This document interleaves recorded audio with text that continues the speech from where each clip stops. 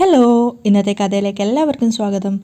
അങ്ങനെ വയറ്റാട്ടി വന്നിട്ട് പെൺകുഞ്ഞാണെന്ന് പറഞ്ഞതിന് ശേഷം പ്രകാശനും അമ്മയ്ക്കും ആകെ കൂടെ ദേഷ്യം വരികയാണ്. മാത്രമല്ല വയറ്റാട്ടി തന്നെ ഒരു നല്ല ഐഡിയ പറഞ്ഞു കൊടുക്കുന്നുണ്ട്. 7-ാം മാസമായാലും കുഴപ്പമില്ല, ഇപ്പം തന്നെ ഒരു ചെറിയ പച്ചില മരുന്ന് കഴിച്ചു കഴിഞ്ഞാൽ വയറ്റിൽ വെച്ച് തന്നെ കുഞ്ഞില്ലാതായിക്കോളും. അതുകൊണ്ട് തന്നെ ആ കാര്യം സൂചിപ്പിക്കാൻ വേണ്ടിയിട്ടാണ് ലക്ഷ്മിയുടെ അരികിലേക്ക് പ്രകാശം പോകുന്നത്. പക്ഷേ ലക്ഷ്മി തീർത്ത് പറയുന്നുണ്ട്, ഈ നാട്ടിൽ വന്നതുകൊണ്ട് മാത്രമാണ് ഇങ്ങനൊരു ദുരിതം അനുഭവിക്കേണ്ടി വരുന്നത്. പേടിച്ചിട്ടാണ് ഞാൻ ഇതുവരെ ജീവിച്ചുകൊണ്ടിരുന്നത്. പക്ഷേ ഇപ്പം ഞാൻ ഉറപ്പിച്ചു പറയുന്നു, ഇതൊരു പെൺകുഞ്ഞായാലും ആൺകുഞ്ഞായാലും ശരി, ഞാനിതിനെ വളർത്തുകയും ചെയ്യും, ഈ നാട്ടിൽ തന്നെ ജീവിക്കുകയും ചെയ്യും. അത് കേട്ടതും പ്രകാശന് ദേഷ്യം വരികയാണ്. നീ വളർത്തോടി എന്ന് ചോദിച്ചുകൊണ്ട് ദേഷ്യത്തോടു കൂടി അവരുടെ അടുത്തേക്ക് പോയപ്പോഴേക്കും ഭാനുമതി ഇടപെടുകയാണ്. അയ്യോ പ്രകാശ, നീ വേണ്ടാത്തൊന്നും ചെയ്യല്ലേ. അപ്പോഴേക്കും ശരിക്കും പ്രകാശ് ഒരു മൃഗത്തെ പോലെ ആയിട്ട് മാറിയിട്ടുണ്ടായിരുന്നു. അതായത് ഭാര്യയോട് ഒരു അനുകമ്പയും സ്നേഹവും ഒന്നുമില്ലാത്തൊരു വ്യക്തിയായിട്ട്.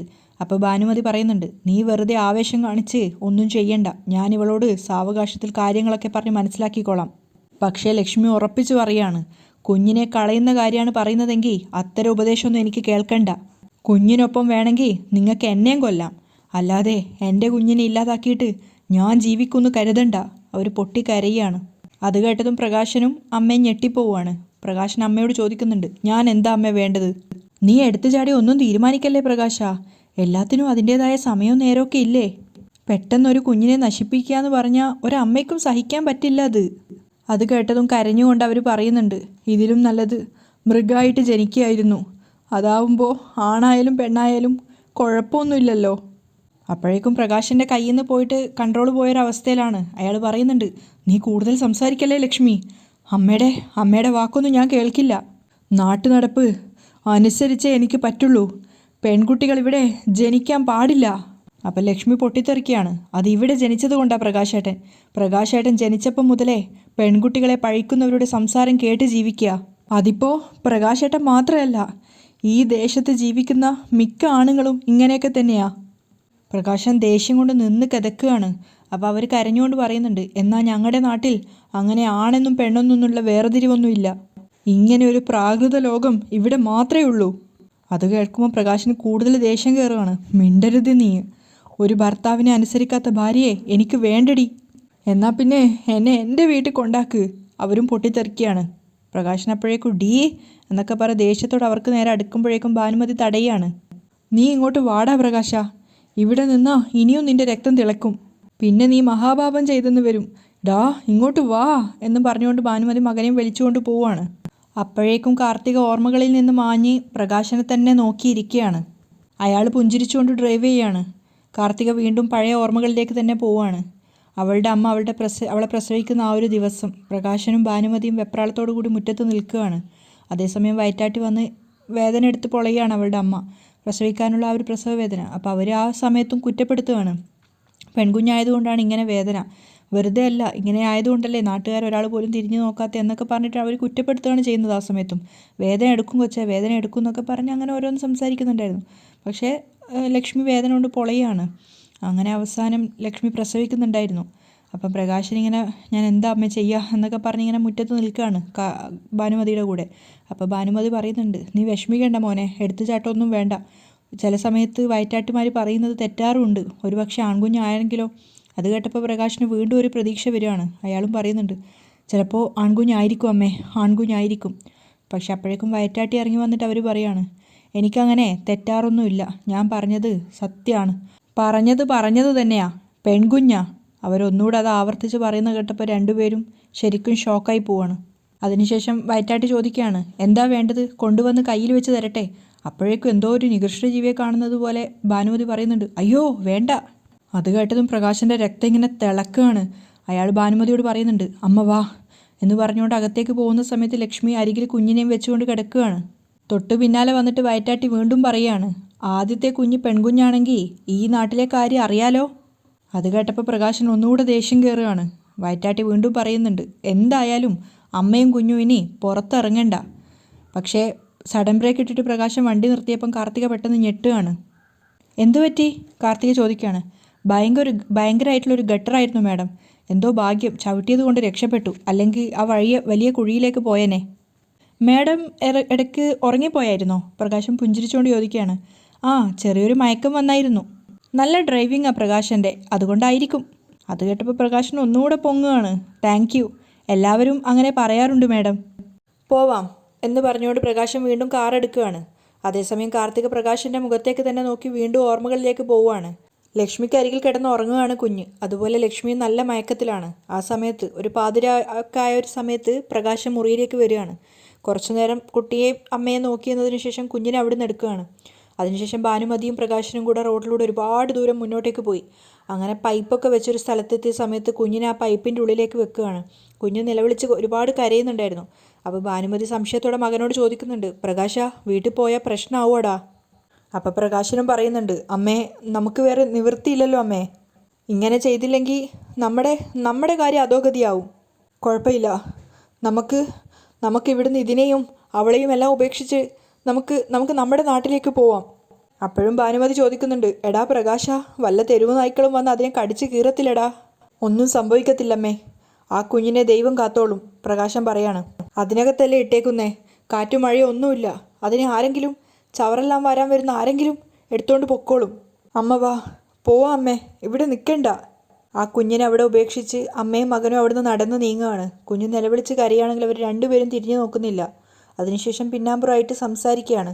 അന്ന് ആ പഴഞ്ച ഗ്രാമത്തിൽ അന്ധവിശ്വാസികൾ കുടിയേറി പാർക്കുന്ന ആ തെരുവിൽ കല്യാണം കഴിച്ചുകൂടിയ പ്രകാശന് അന്ന് തൊട്ട് വേരുറച്ചു പോയതാണ് പെൺകുട്ടികളോടുള്ള വെറുപ്പ്. ആ വെറുപ്പ് ഉപബോധ മനസ്സിൽ കുടിയേറി പാർത്തപ്പോൾ അയാൾക്കിന്നും പെൺകുട്ടികളോടുള്ള വെറുപ്പ് മാറിയിട്ടില്ല. പ്രകാശം പെൺകുട്ടികളെ വെറുക്കാനുണ്ടായ കാരണത്തെക്കുറിച്ചാണ് പറഞ്ഞു തന്നത്. കാർത്തികയുടെ കാറ് വന്ന് സഡൻ ബ്രേക്കിട്ട് നിർത്തുകയാണ്. അപ്പോഴും മയങ്ങിക്കിടക്കുന്ന കാർത്തികയെ പ്രകാശം നോക്കുന്നുണ്ടായിരുന്നു. പക്ഷെ കാർത്തിക മനസ്സിൽ വിചാരിക്കുകയാണ്, അന്ന് താൻ ഉപേക്ഷിച്ചിട്ട് പോയിട്ടും ഞാൻ മരിച്ചില്ലടോ. പെണ്ണ് ആണിനേക്കാൾ പിന്നിലല്ലെന്ന് മനസ്സിലാക്കി തരാൻ ദൈവം എനിക്ക് ആയുസ് തന്നു. മാഡം, കാർത്തികയെ നോക്കിക്കൊണ്ട് പ്രകാശം വിളിക്കുകയാണ്. ഉറങ്ങിപ്പോയല്ലേ? കാർത്തിക സീറ്റിലേക്ക് ചാഞ്ഞു കിടന്ന് കണ്ണടച്ചിട്ടാണ് ഉണ്ടായിരുന്നത്. അപ്പോൾ കാർത്തിക അയാളെ നോക്കി പുഞ്ചിരിക്കുകയാണ്. അപ്പോൾ അവൾ മനസ്സിൽ വിചാരിക്കുകയാണ്, ഉറങ്ങിപ്പോയതല്ല, തൻ്റെ വീരപരാക്രമങ്ങൾ ഓർത്തതാ. ആ, ഉറങ്ങിപ്പോയി. അത്രയ്ക്ക് സ്മൂത്തായിരുന്നു തൻ്റെ ഡ്രൈവിങ്. അത് കേട്ടപ്പം പ്രകാശം പുഞ്ചിരിക്കുകയാണ്. നമ്മളിപ്പോൾ ഒരുപാട് ദൂരം താണ്ടിക്കഴിഞ്ഞു, കടൽ തീരത്തെത്തി. ഇനി എന്താ ചെയ്യണ്ടേ? രണ്ടുപേരും കാറിൽ നിന്ന് ഇറങ്ങുകയാണ്. അതിനുശേഷം പ്രകാശിനോട് കാർത്തിക പറയുന്നുണ്ട്, എനിക്കിഷ്ടപ്പെട്ടു നിങ്ങളുടെ ഡ്രൈവിംഗ്. ഇവിടെ വരെ എത്തിയത് അറിഞ്ഞതേയില്ല. കാറിനെയും റോഡിനെയും നോവിക്കാതെയാ നിങ്ങൾ വണ്ടി ഓടിച്ചത്. അപ്പോൾ പ്രകാശനും പറയുന്നുണ്ട്, മാഡം നല്ലൊരു ഡ്രൈവർ എന്ന് പറയുമ്പോൾ എത്ര ഇടവേള വന്നാലും എത്ര വളയം പിടിച്ചാലും നന്നായിട്ട് ഓടിക്കാനേ ശ്രമിക്കൂ. എൻ്റെ ഡ്രൈവിങ്ങിൽ പ്രത്യേകിച്ചും ഒരു യാത്രക്കാർക്കും ഒരു കാരണവശാലും ബുദ്ധിമുട്ടുണ്ടാവില്ല.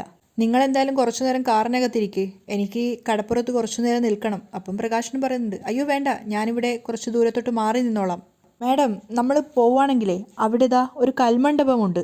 അവിടെ ഇരുന്ന് നമുക്ക് കാറ്റും മഴയും വെയിലും ഒന്നും കൊള്ളാതെ കടൽ കണ്ട് ആസ്വദിക്കാം. അത് കേട്ടപ്പം കാർത്തിക മനസ്സിൽ വിചാരിക്കുന്നുണ്ട്, ഇപ്പം നല്ല ചൂടാ മനസ്സിന്, ഇനി അത് മഴയായി പെയ്തു തോരണം. അതിനുശേഷം ചിരിച്ചുകൊണ്ട് പ്രകാശനോട് പറയാണ്, എന്നാൽ ഞാനൊന്ന് പോയിട്ട് വരാം, എനിക്ക് കടൽ കാണുന്നത് ഭയങ്കര ഇഷ്ടമാണ്. അപ്പോൾ പ്രകാശനും പറയാം, എനിക്കും അതെ, മേഡത്തിൻ്റെ പ്രായത്തിൽ കടൽ കാണുന്നത് എനിക്ക് ഭയങ്കര ഇഷ്ടമായിരുന്നു. കടലിന് തൊട്ടടുത്തായിരുന്നു എൻ്റെ വീട്, അതുകൊണ്ട് വലിയ കമ്പമൊന്നുമില്ല, എന്നാലും ഇഷ്ടമാണ്. അപ്പം കാർത്തിക ചോദിക്കുന്നുണ്ട്, ആഴക്കടലിൽ പോയിട്ടുണ്ടോ പ്രകാശൻ? അയ്യോ ഞാനില്ല, ഞാൻ അങ്ങോട്ട് പോയിട്ടില്ല. അപ്പോൾ കാർത്തിക ചിരിച്ചുകൊണ്ട് പറയാണ്, എന്നാൽ ഞാൻ പോയിട്ടുണ്ട്. പെട്ടെന്ന് തന്നെ കാർത്തികയുടെ മുഖം മാറുകയാണ്. അവൾ മനസ്സിൽ വിചാരിക്കുന്നുണ്ട്, സാരമില്ല, തന്നെ ഞാൻ കൊണ്ടുപോവാം, എന്നിട്ട് അവിടെ കൊണ്ടുപോയി മുക്കിക്കോളാം. അപ്പോൾ ശരി, ഉടനെ എത്താം, പതുക്കെ വന്നാൽ മതി മേഡം, ഞാനിവിടെ ഉണ്ട്. ഓക്കെ എന്ന് പറഞ്ഞുകൊണ്ട് പ്രകാശനോട് യാത്ര പറഞ്ഞ് കാർത്തിക ആ കൽമണ്ഡപത്തിലേക്ക് പോവുകയാണ്. അപ്പോൾ അവിടെ ഒരു സ്ത്രീ കാർത്തികയെ കാത്തു നിൽക്കുന്നുണ്ടായിരുന്നു. അവർക്ക് അരികിലെത്തിയതും കാർത്തിക സ്നേഹത്തോടെ വിളിക്കുകയാണ്, അമ്മേ. അപ്പം ആ സ്ത്രീ തിരിഞ്ഞു നോക്കുകയാണ്. അത് ലക്ഷ്മിയായിരുന്നു. അവർ പുഞ്ചിരിച്ചുകൊണ്ട് മകളെ നോക്കുന്ന സമയത്ത് കാർത്തിക അവർക്ക് അരികിലേക്ക് വന്നിട്ട് പറയാണ്, എന്നെ ഓടയിലെറിഞ്ഞൊരു വ്യക്തി അവിടെ കാത്തു നിൽക്കുന്നുണ്ട്, അമ്മയ്ക്ക് കാണണ്ടേ? പക്ഷെ അവരുടെ മുഖത്ത് അപ്പോഴേക്കും ദേഷ്യം നിറയാണ്. വേണ്ട, എനിക്കവനെ കാണണ്ട. എൻ്റെ ഡ്രൈവറായി അയാൾ ജോയിൻ ചെയ്തു. ഞാനതല്ല ആലോചിച്ചത്, അമ്മ പറഞ്ഞ അയാളുടെ പഴയ കാലത്തെക്കുറിച്ചാണ്. അപ്പോൾ അവർ പറയുന്നുണ്ട്, ആ ദേശത്ത് വളർന്നതുകൊണ്ട് അവന് പെൺകുട്ടികളോട് തീർത്താൽ തീരാത്ത ദേഷ്യ.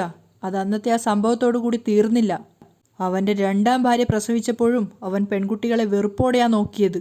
അപ്പം കാർത്തികൻ ദേഷ്യത്തോടെ പറയാണ്, പ്രത്യേകിച്ചും കല്യാണി എന്ന് പറഞ്ഞ അയാളുടെ രണ്ടാമത്തെ മകളെ അമ്മയുടെ വയറ്റിൽ വെച്ച് തന്നെ അവളെ വിഷം കൊടുത്ത് കൊല്ലാൻ നോക്കിയതാ. അപ്പം ലക്ഷ്മി പറയാണ്, അന്ന് മോളെ ഓടയിൽ എറിഞ്ഞ ശേഷം അവൻ തിരികെ വന്നിരുന്നെങ്കിൽ എൻ്റെ ആങ്ങളമാരവനെ കൊത്തി അരിഞ്ഞേനെ. അതറിയാവുന്നത് കൊണ്ടാ അമ്മയുടെ കയ്യും പിടിച്ചവൻ പുഴ കടന്നു പോയത്. അതിനുശേഷം എൻ്റെ ആങ്ങളമാരവനെ തിരഞ്ഞു പിടിച്ച് മുന്നിൽ കൊണ്ടുവന്ന് തരാമെന്ന് പറഞ്ഞിട്ടും വേണ്ടാന്ന് പറഞ്ഞത് ഞാനാ. എനിക്ക് നഷ്ടപ്പെട്ട എൻ്റെ മോളെ എനിക്ക് തിരിച്ചു കിട്ടിയല്ലോ. പിന്നെ അവനെ എന്തിനാ? അവൻ എവിടെ പോയാലും നരകിക്കുമെന്ന് എനിക്ക് ഉറപ്പായിരുന്നു. അപ്പോൾ കാർത്തികേയൻ പറയുന്നുണ്ട്, ഇപ്പം അയാളുടെ വീഴ്ച പൂർണ്ണമായിരിക്കുക. എനിക്ക് താഴെ ജനിച്ചത് 2 പെൺമക്കളാ. അതിനുശേഷം ഒരു ആൺതരി ഉണ്ടായത്. അവനാണെങ്കിൽ ക്രിമിനലായി വളർന്നു. ഇപ്പോഴവൻ ജയിലിലുണ്ട്. അപ്പം ലക്ഷ്മി പറയാ, ജയിലിൽ കിടക്കുന്നവനെ മോള് പുറത്തു കൊണ്ടുവരണം. അതിനുശേഷം എന്തൊക്കെ ചെയ്യണമെന്ന് ഞാൻ പറഞ്ഞിട്ടുണ്ടല്ലോ. അപ്പം കാർത്തികേയൻ പറയുന്നുണ്ട്, അമ്മ പറയാത്തതും ഞാൻ ചെയ്തിരിക്കും. എനിക്കിപ്പോൾ എൻ്റെ അനുജത്തിമാരെ കണ്ട സന്തോഷാ. അവരുടെയൊക്കെ ജീവിതം നല്ല നിലയിലാണ് അമ്മയെ പോകുന്നത്. അമ്മയെപ്പോലൊരു നല്ല സ്ത്രീയാ അയാളുടെ 2ാം ഭാര്യ. പിന്നെ കല്യാണിയുടെ കാര്യം പറയേം വേണ്ട. എന്ത് നല്ല സ്വഭാവ, നല്ല ബുദ്ധിയുള്ള കുട്ടിയാ. അപ്പം ലക്ഷ്മി വെറുപ്പോടെ പറയാണ്, എന്നിട്ടും ആ കുട്ടിയുടെ സംസാരശേഷി ഇല്ലാതാക്കിയില്ലേ ആ ദുഷ്ടൻ. അപ്പോൾ കാർത്തിക് സന്തോഷത്തോടെ പറയുന്നുണ്ട്, അത് അധികകാലം നീണ്ടു നിന്നില്ലല്ലോ. ഇന്നവൾ കോടീശ്വരിയാ. അവളെപ്പോലൊരു നല്ല ദാമ്പത്യ ജീവിതം നയിക്കുന്ന പെൺകുട്ടികൾ ഉണ്ടാവില്ല. അതുകൊണ്ട് അവളുടെ അമ്മയ്ക്കൊരു ജീവിതം ഉണ്ടായി. എന്നാൽ ജീവിക്കാൻ മാർഗമില്ലാതെ അന്യരോട് കൈനീട്ടി നടന്നത് എൻ്റെ അച്ഛനെന്ന് പറയുന്നവനും അയാളുടെ അമ്മയുമാ. ഇനി കുറച്ചുനാൾ രണ്ടും സുഖിച്ചു ജീവിക്കും. പിന്നെ ജയിലിൽ നിന്ന് ഇറങ്ങി വരുന്ന അയാളുടെ മോനും. അതിനുശേഷം ഞാൻ ആരാണെന്ന് അയാളും അയാളുടെ അമ്മയും അറിയാൻ പോകുന്നത്. അപ്പം ലക്ഷ്മി മകളോട് പറയാണ്, ഞാനിവിടെ അടുത്തുള്ള റിസോർട്ടിൽ തന്നെയുണ്ട്. രാവിലെയും വൈകുന്നേരവും ഉദയവും അസ്തമയനവും ഒക്കെ കണ്ടുകൊണ്ട് സമയം തള്ളി നീക്കുന്നു. ഇടയ്ക്ക് മോള് വരണം. മോളുടെ കമ്പനിയുടെ ഉദ്ഘാടനം കഴിയുന്നതുവരെ ഞാൻ എന്തായാലും പോകാൻ ഉദ്ദേശിക്കുന്നില്ല. അപ്പോൾ കാർത്തിക പുഞ്ചിരിച്ചുകൊണ്ട് പറയുന്നുണ്ട്, ശരി അമ്മേ, എന്നെ കാണാൻ തോന്നുമ്പോഴൊക്കെ അമ്മ വിളിച്ചാൽ മതി. ഞാനിങ്ങ് ഓടി എത്തിക്കോളാം. പിന്നെ സമയം കിട്ടുമ്പോഴൊക്കെ വിളിക്കുകയും ചെയ്യാം. അതിനുശേഷം പ്രതികാരം നിറഞ്ഞ മുഖത്തോടെ പറയുന്നുണ്ട്, കാത്തു നിൽക്കുക ഒരുത്തൻ കഴുകൻ്റെ മനസ്സോടെ. അവനെ ഞാൻ ഒന്നുകൂടെ പോയി സന്തോഷിപ്പിക്കട്ടെ. തിരിച്ച് പ്രകാശൻ്റെ അരികിലെത്തി പുഞ്ചിരിയോടെയാണ് കാർത്തിക വരുന്നത്. അപ്പോൾ പ്രകാശൻ ചോദിക്കുന്നുണ്ട്, എങ്ങനെയുണ്ടായിരുന്നു? കടലൊക്കെ ആസ്വദിച്ചോ? ആ, കുറച്ച്. എങ്കിൽ പിന്നെ നമ്മൾ പോവുമല്ലേ? ആ, കയറിക്കോ എന്ന് പറഞ്ഞുകൊണ്ട് രണ്ടുപേരും കാറിൽ കയറുകയാണ്. കാറിൽ കയറിയ ശേഷം കാർത്തിക പറയുന്നുണ്ട്, ഇനി എൻ്റെ കമ്പനിയിലേക്കാണ് പോവേണ്ടത്. ഓ, ഏതായാലും നല്ലൊരു ഡ്രൈവറെ കിട്ടാനായിരുന്നു പ്രയാസം. അതെന്തായാലും പരിഹരിക്കപ്പെട്ടു. എന്നാൽ പിന്നെ ഇനി കമ്പനിയിലേക്ക് ചെന്നിട്ട് നമുക്ക് സാലറിയും മറ്റു കാര്യങ്ങളും ഫിക്സ് ചെയ്യാം. അപ്പോഴേക്കും പ്രകാശിൻ്റെ മുഖത്ത് സന്തോഷം നിറയാണ്. ഓക്കെ മാഡം എന്ന് പറഞ്ഞുകൊണ്ട് വീണ്ടും പ്രാർത്ഥിച്ചിട്ടാണ് അയാൾ വണ്ടി എടുക്കുന്നത്. പ്രാർത്ഥന എപ്പോഴും ഉണ്ട് മാഡം, പോവാം. അങ്ങനെ കാർ അവിടെ നിന്ന് എടുക്കുകയാണ്. അതൊക്കെ മാറി നിന്ന് ലക്ഷ്മി കാണുന്നുണ്ടായിരുന്നു. അവർ പോയതിനു ശേഷം പ്രതികാരത്തോടെ ലക്ഷ്മി വിചാരിക്കുന്നുണ്ട്, ഈ തിരമാലകളെക്കാളും ശാന്തമാണ് എൻ്റെ മനസ്സ്. അതെൻ്റെ മോളുടെ രൂപത്തിൽ നിൻ്റെ അരികിലേക്ക് വന്നിട്ടുണ്ട്. ഇനി നീ അറിയും പെണ്ണിൻ്റെ ശക്തി എന്താണെന്ന്. അവർ വെറുപ്പോടുകൂടി ആലോചിക്കുകയാണ്. അവിടെയാണ് ഇന്നത്തെ എപ്പിസോഡ് വൈൻഡപ്പ് ചെയ്യുന്നത്.